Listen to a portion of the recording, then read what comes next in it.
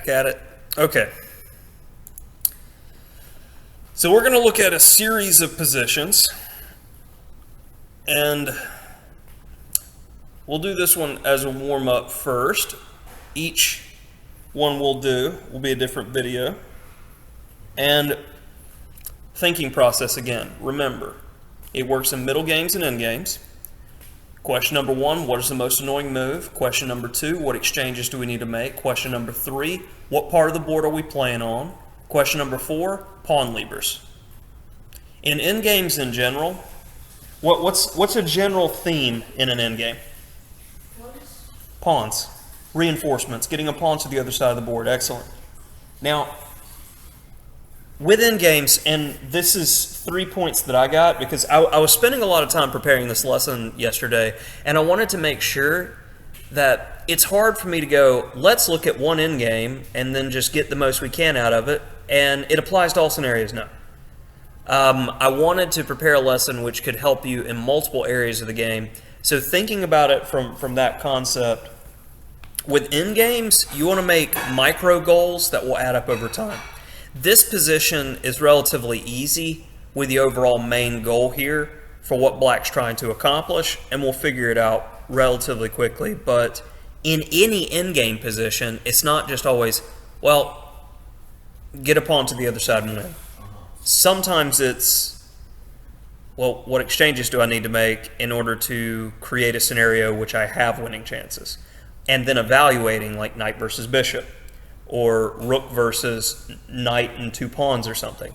These types of evaluations are critical, and it's a step-by-step process that we build up. The secondary concept that I wanted to apply is the concept of cat and mouse. And a lot of people don't consider this concept very often, because the first time I really saw it in text was in Silman's complete endgame course from beginner to master. In the master chapter, he spends pretty much the entire chapter discussing the concept of cat and mouse. And it says if you have the option to do something in 10 moves or to do it in 2, you want to do it in 10 moves and make it take longer. What's the rationale behind that? Because in every other phase of the game, it's like the fastest with the mostest. We got to get it done quick. Do what? More ways to go wrong. For our opponent, more ways to go wrong. And it's a patience thing. I see horrible technique from even strong masters because they're like, well, this is the only move in the position. No, you can shuffle. And in scenarios where it's like a drawn rook and pawn in game, like a Philidor position, you think I'm just going to push the pawn and make a draw real fast? No, I'm going to make 40 rook moves before I push a pawn, and I'm going to try to work the guy on the clock to see if he'll hiccup and have a mistake. That's good technique in chess, and that's giving 100%. It's that Ulf Anderson principle of, if I personally feel that I cannot lose this game, I am always going to play on. And that's something you should demand of yourself to have excellence. And this cat and mouse concept goes hand in hand with the principle of clockwork. And with clockwork, I think this is one of the areas that you most struggle in that is preventing you from getting to becoming like a strong A player, an expert. And what clockwork, and people get you with this, like there was a specific game that you played at the Scholastic Championship, and it was just like a ridiculously simple position. And I remember walking by as a TD and just being like, how are you thinking so much? It's just like basic development going on here. You remember the game I was talking about?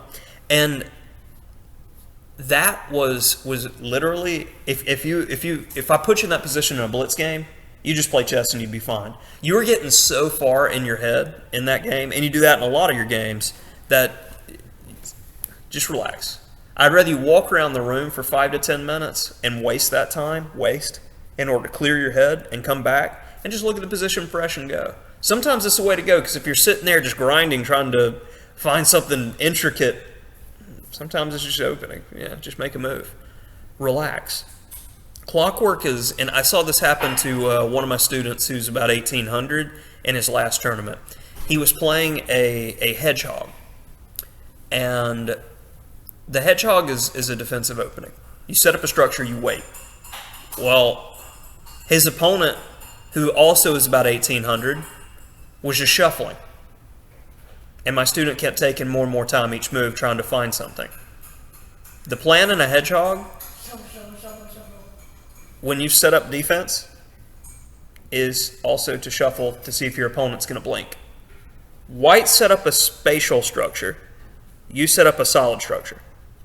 You can't exactly lash out from a solid structure. You got to wait.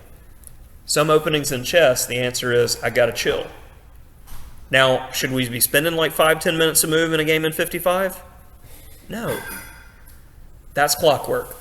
When you see your opponent using gobs of time, I'm typically going to not make changes in the position to work them.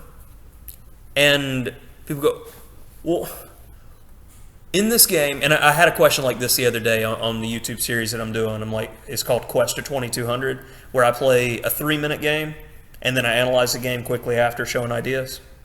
A guy started commenting the other day and was like, well, why didn't you do this, and this? And it's all like computer recommendations. Well, it's a complicated position, and the computer's best plan was for me to grab 2 pawns, get attacked, and the position was going to be messy. Or I can just be 1 pawn up, retreat, consolidate my position, have no issues with development or anything else, and I know I'm going to be able to win easily. So objectively, the best way to go is what the computer's recommending, with grabbing the 2 pawns and running on the tightrope. But it's a 3-minute game. Technique. If you know there's a path in the position, which is a win, and it's the least amount of effort you're going to have to exhume to win the game, go for that path. Why go into an absolute nonsense mess if it can get away from you and you can lose a game? Like Tao, he was a brilliant attacker, but he had that happen to him a lot because he loved the fight too much, that you get that bloodlust going and you can't back yourself off. But I love Tao's quote of, you got to take your opponent to the forest where 2 + 2 = 5. That one always gets me. So, overarching principles of Endgame, we've talked about some. Now, let's look at this position and apply that most annoying move and what's the plan concept and generally what's going on. And if we're using 2 candidate moves here, what are the 2 moves you consider? Rook F8 is 1 and? F2. F2. So, some calculation needs to take place here. What's wrong with the immediate F2? Oh, rook E4 check. Yeah, close enough. Rook E4 check, the king moves, and then we get behind the pawn, and white's probably winning there now. Now, it's that simple. You honed in on, passed pawns must be pushed. We have expressions like this for reasons. Nimzovich said, a passed pawn is a criminal that should be kept under lock and key. Like, kind of flowery language, but the man's making a point here. Like, that's the most dangerous thing in the position, so we support him. Good. So he's got to get behind the pawn. And notice, is Karpov in a hurry to push that pawn and cement it on a square? No. He's taken his time to attack the pawn chain and weaknesses. So here's a good starting point. Should we take the pawn or do something else? And why? Like, this is one of those critical positions. And keep in mind when playing rook and pawn in games, this is something that I've seen students struggle with. They'll go, all right, I've got 5 choices with my rook that are reasonable. So you mean to tell me from a logical standpoint, one of those choices with the rook isn't better than the other 4? Be critical in rook and pawn in games. Be critical in games in general. It's the last phase. You've done all this work to get here. Why throw it away now? And when studying in games, like we're currently studying it from the winning perspective. When you are studying on your own, always study in games from the losing perspective. Because I want you to have that suffering. I want you to feel the pain because you will remember it better. If you understand what the other guy's trying to throw at you to beat you, you'll understand how to attack. Defense is so much more important to study in endgames. So here, after rook f1, what are we thinking?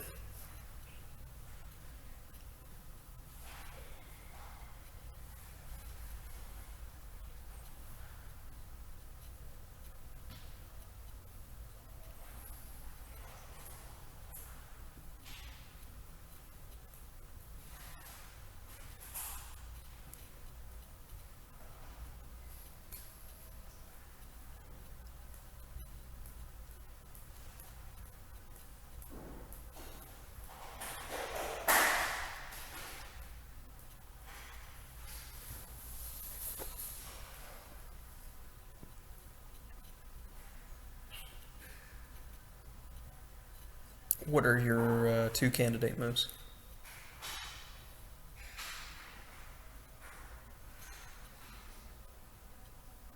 Rook c4, king e6. Okay, so rook c4, clearly, we have to always calculate taking. We'll come back to that one. King e6. What's the overall plan with king e6? Get your king to look down. E2? Or, like, get your king to help the pawn. See, it's interesting because I didn't consider king e6, I considered king f6.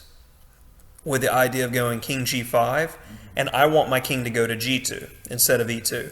And this is a principle in king and pawn in games of his king could sometimes body check me if I go straight, straight shot with my king, which is one of those interesting concepts in endgames that kind of turns a general principle we have in life on its head. The fastest thing between 2 points is typically a straight line. But in chess, especially with king and pawn in games, that's not the case. And it's so hard to break that habit in logical thinking that you have to create new logical things in order to kind of go, okay, chess is different. We have to throw that principle out. And here, on my path going king f6, king g5, I'm going to hit the h-pawn. And also, his king's not going to be able to interact with the g2 square pretty much at any point in time. So king f6 or rook takes c4 are the moves I'm considering. But it's a question of, again, what is our opponent's plan? And this helps you make the decision on what to do. b5. His pawn majority. Creating a pass pawn. Like, we have a pass pawn. He wants one to create counterplay. If our king is running all the way up there, he's going to create counterplay. King e6, though.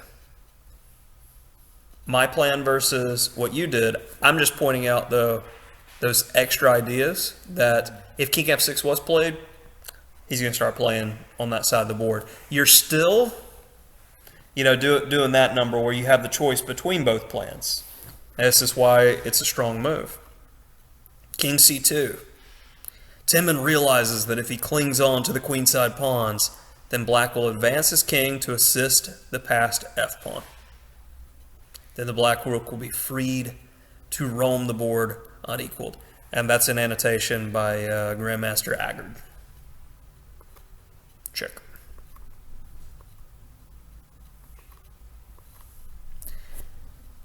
Going after the weakest pawn. Instead of, I think a lot of people would struggle right here, and they'd go, which weakness should I go after?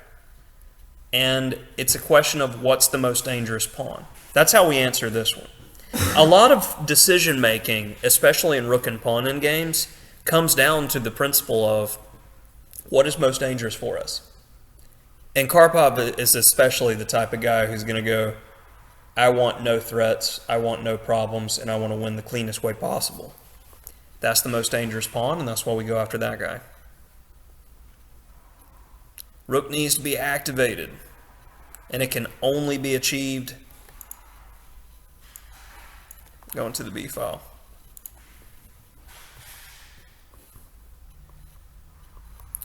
And this doesn't look like the easiest endgame to win because we're left with two rook pawns. So, next stage, don't lose pawns. And again, I think a lot of people would consider rook c6 here. But then he can advance his king. We body check his king in order to make sure it doesn't get more space, get closer to our pawns. We also have the idea of rook c6 to defend both of our rook pawns in the event that he attacks him.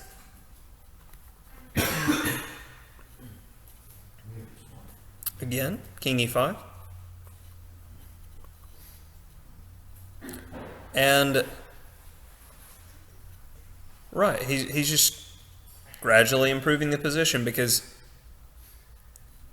at any point in time here, if the white rook goes after, say, the a pawn, I'll just push the a pawn and my rook defends it. But now with my king in position, my king's going to be able to help the h pawn kind of usher forward. And already gotten sealed away. Now the rook is cutting off. I mean, the white rook, he's not in it. The king, he's not in it. And the king and pawn just can kind of usher here, right? It's just like everything's gone wrong for white. Pawn's moving right along. Body check. Which, this is a key principle in endgames, you know, that building the bridge concept that you absolutely have to have. I stop it. And Karpov makes a very difficult endgame look very, very easy. The pawn is poison, of course.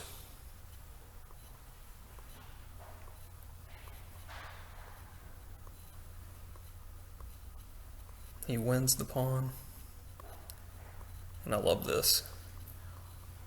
Couple of stutter steps. And why would you repeat moves in a game? What do you think?